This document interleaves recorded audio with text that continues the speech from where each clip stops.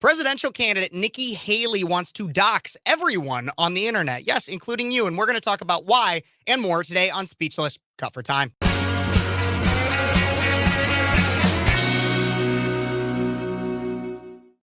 Hey, everybody. Welcome back to Speechless Cut for Time. I'm your host, Phares, 22-year-old conservative college student out of Central Illinois, host of Speechless on Cities 92.9, the news and talk of Bloomington Normal. But I can't necessarily fit everything I want to into my 2-hour Sunday show. So what do?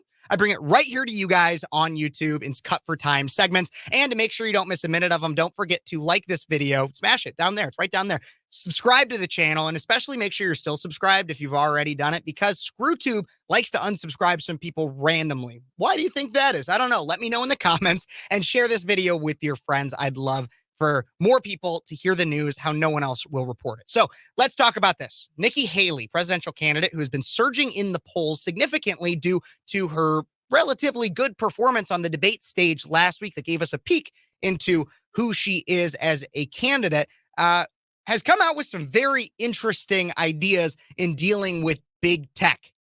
But is it really more government? Let's talk about it. In a Fox News interview earlier this week, this is what Nikki Haley had to say in addressing some common talked about issues when it comes to big tech. Let's take a look and listen. When I get into office, the first thing we have to do, social media accounts, social media companies, they have to show America their algorithms. Let us see why they're pushing what they're pushing. The second thing is every person on social media should be verified by their name. Whoa, hey. That's, first of all, it's a national security threat. When you do that, all of a sudden people have to stand by what they say, and it gets rid of the Russian bots, the Iranian bots, and the Chinese bots. And then you're going to get some civility when people know their name is next to what they say. Accountability. And they know their pastor and their family member is going to see it. It's going to help our kids, and it's going to help our country. Okay, so let's talk about everything. She had 2 policy points that she discusses in that clip. The first is publicly showing the algorithms. Okay, we all know, it is public knowledge. There's documentaries about it, people exposing things that show that social media companies utilize algorithms to show you content that will keep you engaged. Now, I would have a personal investment in the idea of releasing all of those, as I'm a content creator. And so, yeah, I wouldn't mind knowing what the algorithm is. It could probably help me with my channel and everything like that. But there's an awful downside to this that Haley never recognizes. The first thing about it is that if you force a business, if as a government, you can force a business to reveal a trade secret, such as an algorithm, and while it might have some positive effects, then what's to say you can't force other businesses to reveal their trade secrets? Hey, it's a national security emergency, Coca-Cola. You have to tell us exactly the recipe of your drink. It's a national security emergency. I know it's a slippery slope, but we've been down them before, and we're hurling into a massive snowball right now and plenty of others. So that's the first thing. The second policy point that she brings up is the idea of basically just doxing everyone on the internet. Just dox them. We need to have everybody's name next to everything that they say and believe. And look, I can understand the face value ideas of this. I can understand her saying it's a national security threat. We have Russian bots. We have Iranian bots, everybody like that. Okay, I can understand that. And then she goes to the idea of civility. And your pastor and your family members need to know exactly what you say online. Look, I have people across the political spectrum that follow me that use pseudonyms. There are people that heavily disagree with me and say it in some of the most vulgar ways using pseudonyms. There are people that heavily agree with me that use pseudonyms. That's perfectly fine. One, why do I have a right to know who you are on the internet? Part of the internet's charm is, I guess, it's an anonymity. And while everybody tends to complain that because you can hide behind that screen, you could say pretty much whatever you want and it increases toxicity. And I get that. And it does, but it's kind of a necessary evil, because think about it on the alternative. There are people out there, while Nikki Haley wants your pastor and your family to know exactly what you say at all times, there are people out there many that might follow me, that might work for a company that has diametrically opposing views. And while I would never work for a company like that, maybe they started 20, 30 plus years ago and have been working them for so long, and the social changes changed into the company, that they don't want their employer to necessarily know their political affiliation, but they still want to show support for people that think like they do. or people that disagree with me. They might have an employer that thinks the opposite, and they don't want their employer knowing that. What this could lead to is, if anything, more toxicity. There are people that have been verifiably doxxed, like Libs of TikTok, who was once anonymous, and then somebody doxed them, and then they started getting inundated with death threats. Yes, they got a lot of support from their conservative fellows, but they got a lot of death threats. It put their life at risk. It put their safety at risk consistently. So Nikki Haley wants to insert government to basically make it so that everybody is going to know everything you think and do at all times. And how she's going to do that, I have no idea. Logistically, it doesn't even make sense. But if you think this was just a slip of the tongue and that's not really what she meant or really how she meant it, take a look at this. Earlier today on the Ruthless podcast that was posted actually just yesterday, this is what she had to say to them in basically in the same breath about the same issue. Take a look and a listen. Is, first of all, the anti-Semitism was there. It was always bubbling up. It was always a concern. This just brought it to a whole new level. Mm-hmm. But what no one is talking about, that is, to me, a huge issue that I'll deal with as soon as I get there, is social media. Mm. So when you look at social media's role in the division of our country, the first thing I'm going to do is go to those social media companies and say, you have to show us your algorithms. I want the country to see the algorithms so that you can see how these companies move. The second thing is they need to verify every single person on their outlet, and I want it by name. Because what about Smug? We want it all by name. And one of their hosts, actually, I believe it's Comfortably Smug on social media, he has a pseudonym. Kind of. I mean, he still publicly releases himself, but he has a pseudonym. Why, again, do I know? Why do I need to know? Why does anybody else deserve to know or have a right to know or in any way who is necessarily interacting with their content? By name. Look, that is big government dribble right there. It starts with that, and who knows where it can go. But that's not the only thing that Nikki Haley had to say on the Ruthless podcast. She also responded, interestingly, to a comment that Vivek Ramaswamy made last week at the Republican primary debate. Let's take a look at the clip of Vivek real quick as to exactly what he said. If anything, I actually loved this clip, but Nikki Haley had different words. Take a look and a listen. Why should you be the nominee and not the former president? I think there's something deeper going on in the Republican Party here. Absolutely. And I am upset about what happened last night. We've become a party of losers at the end of the day. It's a cancer in the Republican establishment. Let's speak the truth. I mean, since Ronna McDaniel took over as chairwoman of the RNC in 2017, we have lost 2018, 2020, 2022, no red wave that never came. We got trounced last night in 2023. Where's the lie? Where is the lie? Tell me where the lie is. And I think that we have to have accountability in our party. For that matter, Ron, if you want to come on stage tonight, you want to look the GOP voters in the eye and tell them you resign, I will yield my time to you. And frankly, look, the people there cheering for losing in the Republican Party.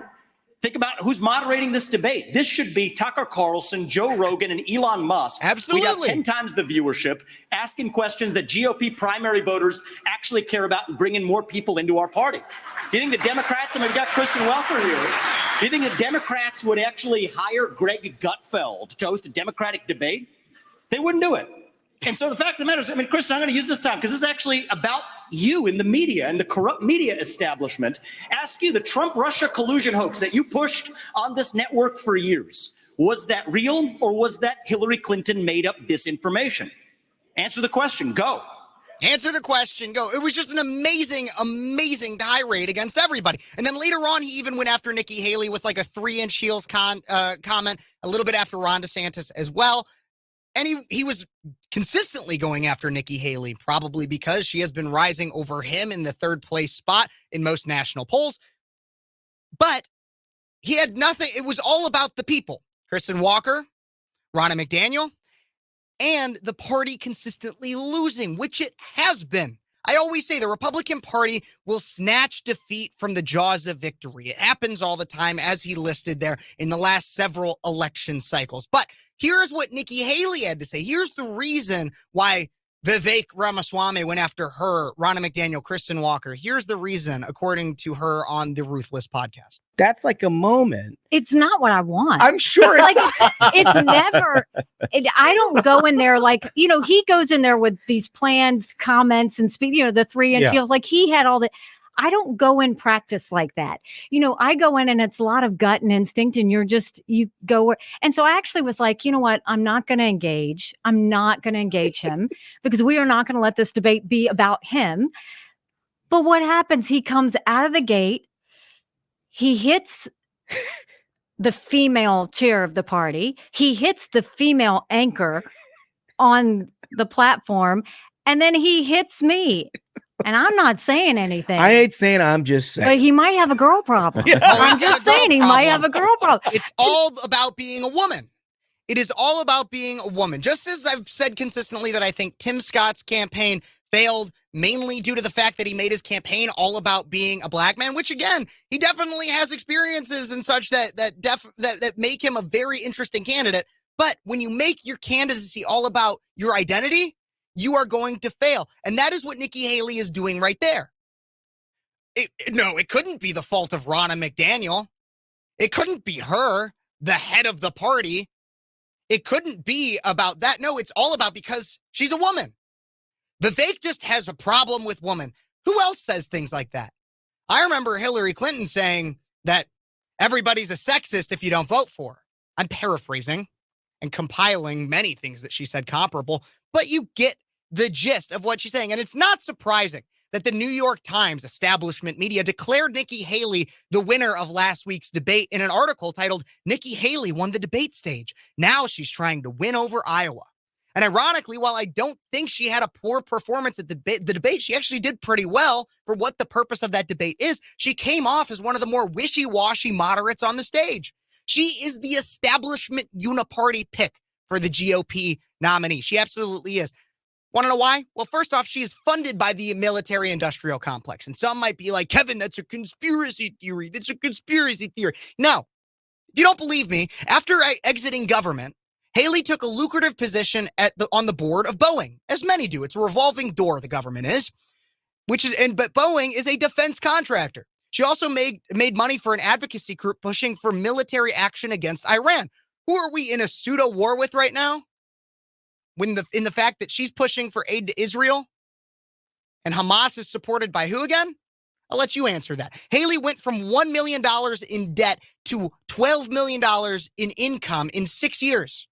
And notably, her husband is in the military. So no doubt she has an interest in investing and getting invested in by the military.